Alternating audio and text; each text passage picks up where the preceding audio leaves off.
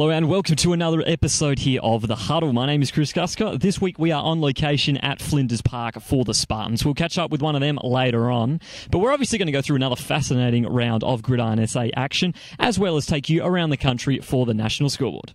We will start with the 1 p.m. matchup, which saw the Southern District Oilers take on the Uni SA Eagles. The Oilers, they finally picked up their first points of the year with a thrilling draw against the Spartans, and they were looking to keep their momentum going against an angry Eagles lineup, which barely lost their top-of-the-table clash against their rivals. Uni SA was trialling their new quarterback in Tamani Seve for this week, so anything's possible with a natural talent in the backfield. These matches always are physical and hard-hitting, so let's get it underway. So here we go between the Eagles and the Oilers. One team looking to get back onto the winners list. One team looking to get onto the winners list for the first time this year. Something's going to give. First quarter. First drive here for the Eagles, and the Seve connection will get going. Tamani gets caught, manages to find his brother John, and he will pick up the rest of the yards. Easy first down. Good start to the drive. Very next play. Waits, he's going to hit back here for the Oilers. He's going to get into the backfield, wraps up John Seve for a loss. That would help them force a punt from the Eagles. They get it back later on, and it's back to the same play again. That trusted speed option gets them lots of yards. John Seve dancing his way through for the first down. Another nice rush from Uni SA. Later on now, fourth down in the red zone. Tamani Seve, he's going to fumble the snap. By the time he gets a handle on it, Nicholas Prohorov is already there for the sack, and the Oilers holding firm early in this contest. Still scoreless here. Oilers will be forced to get rid of it, so they're back on offense with the Eagles. But not anymore. Tamani Seve panics, throws a bad toss. Paul Muntz takes advantage of it, returns it to the house against the flow of play. The Oilers take a 6-0 lead, heading into quarter time. And definitely a momentum killer there for Uni SA. As we head on to the second quarter, we pick it up on third down and long following a big penalty, but that's no worries when you can do this. Tamani Seve, second pass of the day, finds Scott Ansell down the middle for the first down, and much more. Big touchdown locks up the scores at 6 apiece to start the second. 2 plays into the ensuing drive, and the Oilers don't feel like giving up their lead. Wes McGuinness bombs it to Tedmondson. He is gone, shrugs a tackle all the way to the house. Oilers now back out to a 14-6 lead. All the more reason to do the worm, of course. Good execution there. Southern District back in front. Eagles get it back, and this is the sort of pressure they were under all day. Tamani Seve chooses to keep it himself. Prohorov again in the backfield, closes him down. That's a big loss. Oilers rolling at the moment. Defenses were on top for this quarter. Eagles driving less with a minute left, and intercepted by Stevens. He ends the drive. Avoids the danger on fourth down, and the Oilers holding a surprise 14-6 lead heading into the break. Nice return there. Who would have seen this coming? That's for sure. Half-time. We head to the third quarter. First drive of the half for the Eagles, and here's John Seve showing us what he can do again. Takes a handoff, hops, skips his way into the secondary. Effortless run moves Uni SA all the way down to the Oilers 30. That's a better start from the Eagles. A few plays later, and here he goes again. John Seve starting to pick up some momentum here, proving to be very elusive. Slips through the defensive pressure. Eagles within yards of locking this one up. He didn't get the first down, though, and 2 plays later, that's going to set up fourth down and short in a pivotal moment. But Tamani Seve, he's able to handle it, barges his way across the first down marker, almost able to get into the end zone. He's just short. Oilers holding him up on the line. 2 plays later now, they have a delay of game penalty, pushes them back. Won't matter. Stevens again picks it off. Massive defensive play on the goal line to kill the drive. He got a lot of yards on the return before getting out of bounds. Set up the Oilers well for their ensuing drive. Southern District is holding on here. Following drive now for the Oilers, and the West McGuinness to Tedmondson combination that strikes again. Nice pass, finds him wide open in the end zone. Oilers now 16 points to the good on the Eagles. Extraordinary upset brewing here. Can they hold on and finish it off here? Hellman is going to come back in as quarterback for the Eagles, and his impact is immediate. Stands up in the pocket. He's going to find a wide open Bishop, who ends up just strolling into the end zone for the 51-yard score. In the blink of an eye, the Eagles are back within 1 score themselves. It's 22-14, and boy, are we set up for an interesting final quarter. Eagles have it to start the fourth. On 4th and 6, Oilers, they're going to hold firm again here. Tedmondson, he's going to send this pass back, and the Eagles off the field now. Southern District's defense making all the big plays. Oilers' offense really did slow down, so we're back again for the Eagles on offense. Holman proving a very difficult man to bring down here as the game wears on. He'll get a big first down to move the chains there. Next play, John Seve getting back into the action. Had a good day. Cuts and weaves his way into green grass, and he has passed the first down marker with ease. Eagles starting to charge with force. They just need one score to tie it up here. 3rd down and 11. Huge play here. Holman stands tall in the pocket. He is going to throw a strike to Dawson down the middle of the field. There is a flag down in the background, however.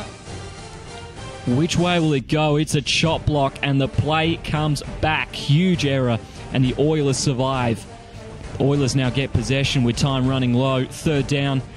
Jared Shields, he is going to make a huge catch away from his body to keep the drive alive, and the clock continues to tick away. They will be forced to turn it over on down to the Eagles. One last play to steal the result. Holman sends it deep, and it's incomplete. They plead their case for pass interference. They won't get it, and the Oilers, they stun the Eagles with a massive 22-14 upset.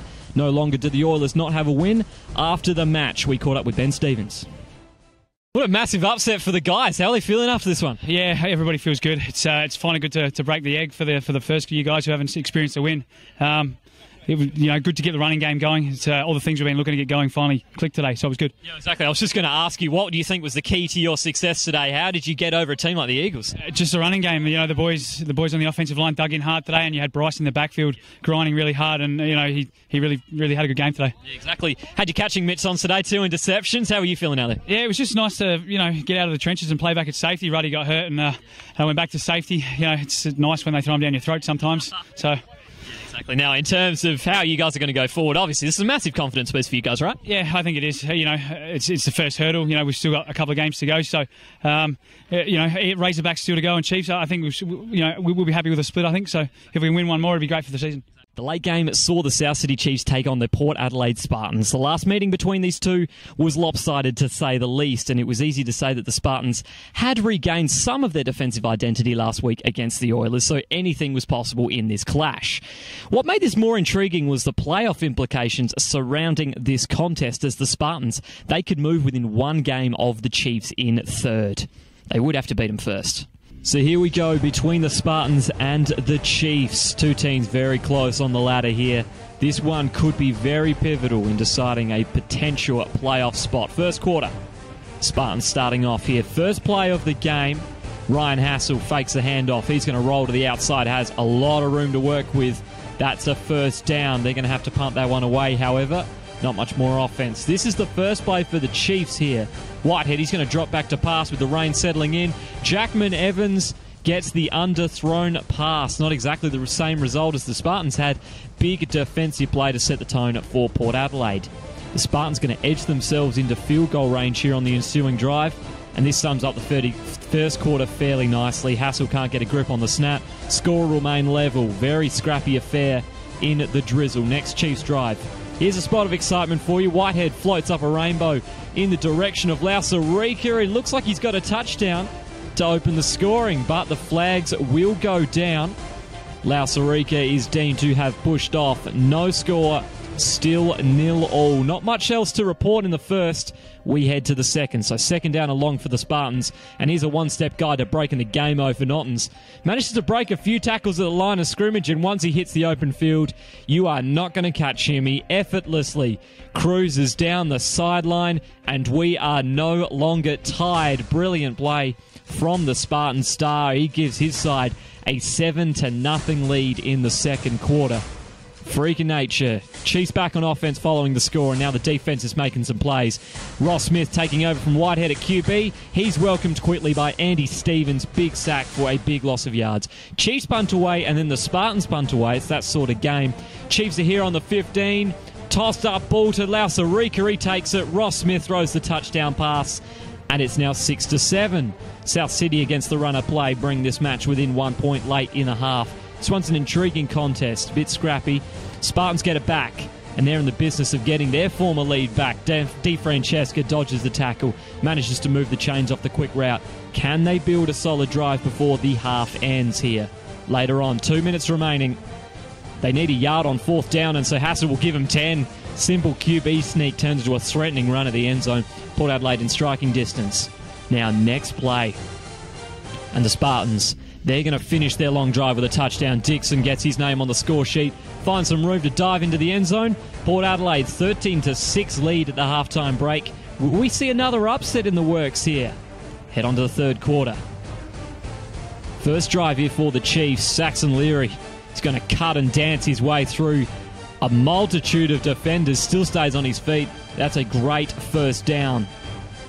We go on the same drive. Chiefs now on 3rd down and 10. Smith stands up in the pocket. He's going to throw a helicopter towards his right out. Hassel was only happy to oblige. Picks it off, and back this one goes. A good return is going to see the Spartans start with great field position. They can't take advantage on this one. They turn it over on downs, but they get it back later on.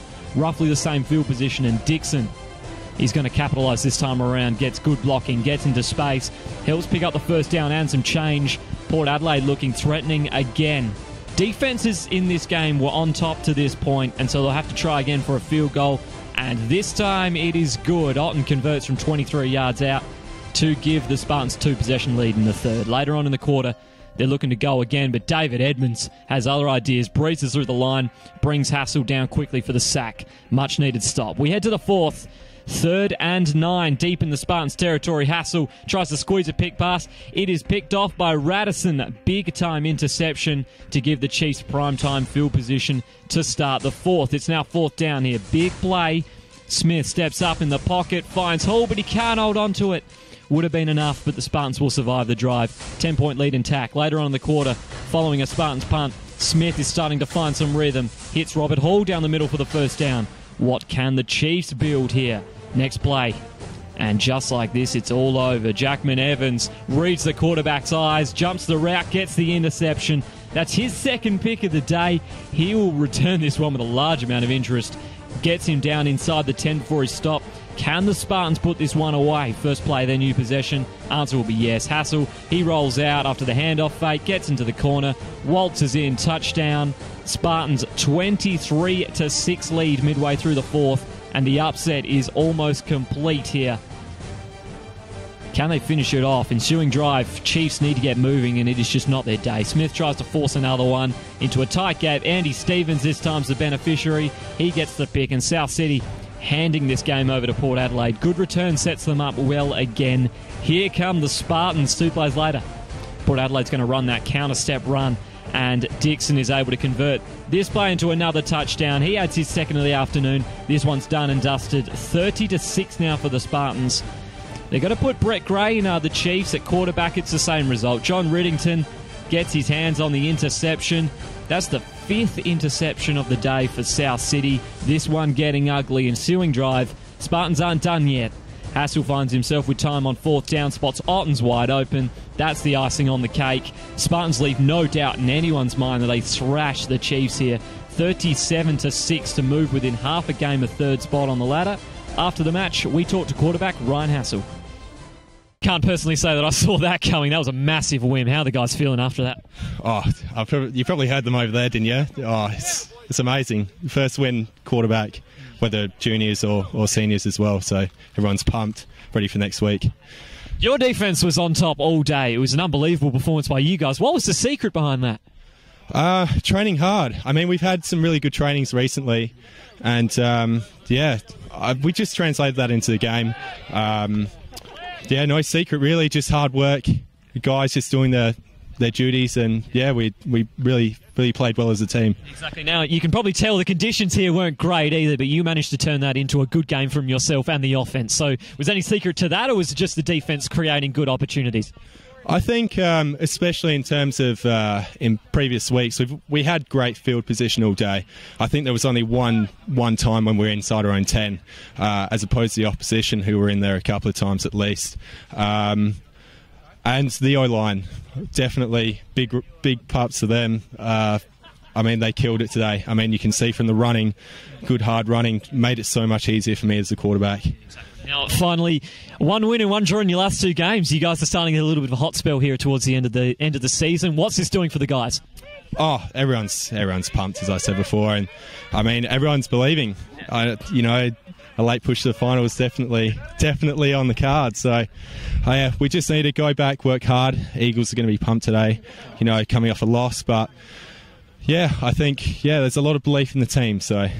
It is now time for the national scoreboard, and it's finals time up in Queensland, so let's get straight to it. Quarterfinals, they saw 2 high-scoring contests as well. 3rd versus 6th saw a huge blowout as the Bayside Ravens made light work of the Western Cougars to gear up for their blockbuster against the Wildcats, and the Kenmore Bears pushed past the Brisbane Rhinos 43-30 to set up a clash with the defending champion Stingrays. Down to New South Wales, and there were some very intriguing results in round 12. Sydney University Lions continued rolling with a 34-12 win over the Ducks. The Rebels beat the Cobras 19-6. Mustangs, they upset the Raiders 28-18, and in one of the biggest upsets of the year, the Central Coast Sharks stunned title contenders UTS 34-14. Finally, we head down west, and they are midway through their regular season as round 7 wrapped up. The Steelers, they moved to 3-3 with a gritty 10-8 win over the Broncos. The Vipers smashed the Saints in a brutal warning shot in the top-of-table clash, and the Perth Blitz cruised past the Jets, and that is your national scoreboard. As promised, we've got an interview lined up from a Spartan behind us down here at Flinders Park. Let's check it out.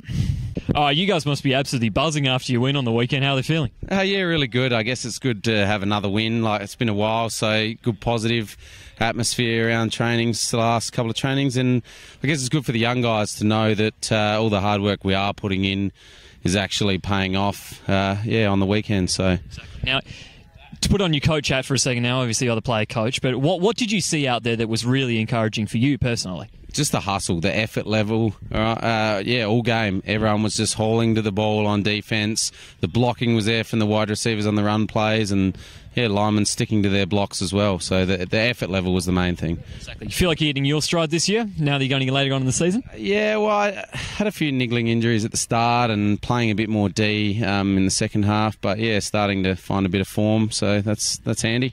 Exactly. Now, you picked a really good week to come up against the Eagles now. They're coming off 2 straight losses now. What's the confidence level like going into a game like this, knowing 2 very cool physical teams? It's going to be a very physical match inside. Oh, it's going to be a battle. I know that. The Eagles' D line's probably, I think, the best in the league. So, I mean, the fact they've lost 2 games in a row, I think, makes it worse because they're going to come out even more fired up. So, it's going to be tough work, especially on the line, both sides of the line. So, but I mean, if we play with that hustle from last week, I'm confident that we can, give it a go. So. Big win against the Chiefs has put you half a game back of 3rd spot now. Is there any talk of finals or playoffs at this stage? I didn't write us off early like you did, so no. I mean, we're cliche, but it's just one game at a time. I mean, we've probably got to win both of our games because they've still got 3 games left. So I mean, they pick up 1 win, we've got to win 2 to get in. So we're just focusing on, like I tell the guys, winning the down, winning the quarter, winning the game. So Thank you very much for joining us for another week of The Huddle. In case you haven't heard me say this enough over the course of this season, Ausports Online Network is where you will find everything Gridiron SA. Until next time, catch you around.